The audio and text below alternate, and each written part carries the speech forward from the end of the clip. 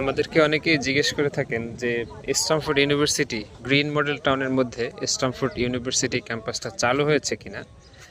এই যে Stamford university আপনারা দেখছেন ক্যাম্পাসটা প্রায় অনেকখানি নির্মিত হয়ে গিয়েছে এবং এখানে কিন্তু ক্লাস চলমান আছে, নিয়মিতই ক্লাস হয়, ক্লাস পরীক্ষা হয়।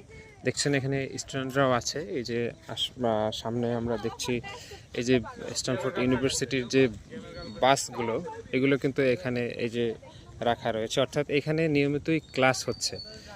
স্ট্যামফোর্ড ইউনিভার্সিটির ক্যাম্পাস বর্তমানে চালু রয়েছে এবং এখানে ক্লাসও হচ্ছে। এইটা পড়েছে গ্রিন মডেল টাউন এইচ ব্লকের মধ্যে, অর্থাৎ এটা হচ্ছে 40 ফিট রাস্তা,